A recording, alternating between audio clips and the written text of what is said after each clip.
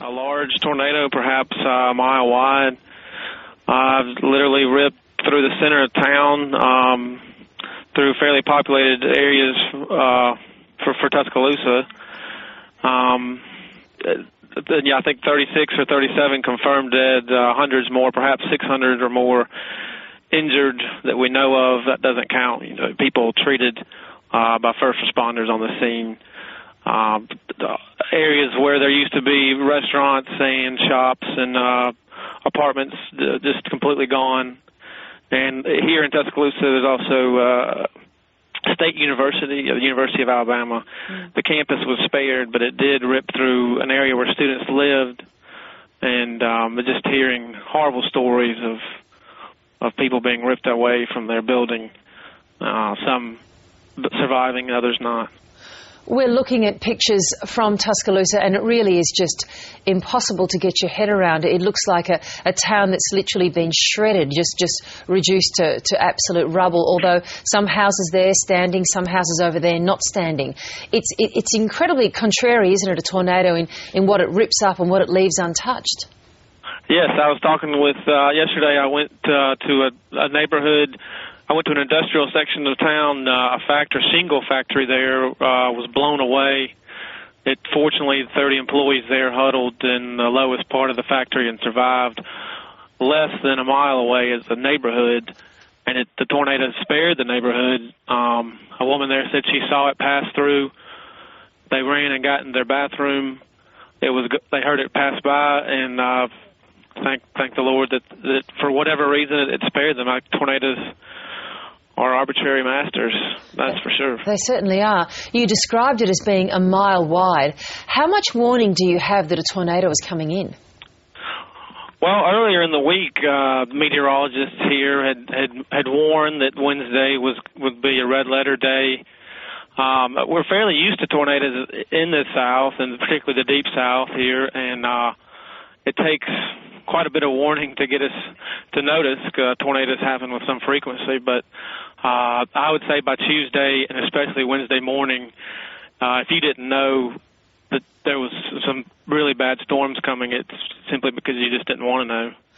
We're also hearing that the second biggest nuclear power plant in the United States is in Alabama. It knocked out power to the plant, but as I'm reading, the plant automatically shut down and is safe, unlike what happened in Japan. Is that your understanding too?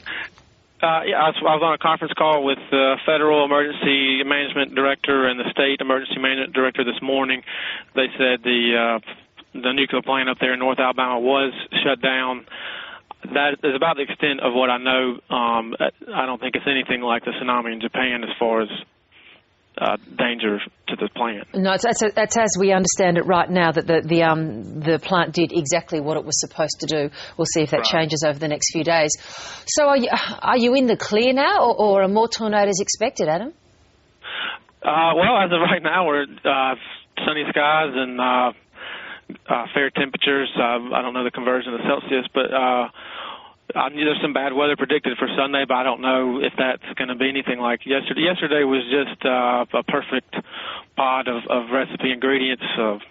Warm air, the sun was peeking through Wednesday morning, warmed the earth, and it sent it up into the cold air aloft and created circulation and long-form tornadoes. We're talking miles upon miles, maybe 100 miles. The tornadoes were on the ground. And that's a rare day. I mean, it's extremely rare. Well, we would hope it was rare. I know you've been speaking to people in shelters and looking at the devastation as we are now in Tuscaloosa. Surely then those people are going to have to remain in shelters for quite some time. Is that your understanding? Yeah, I think so. Especially people with lower income. Did rip through a public housing project here, demolishing one part of it.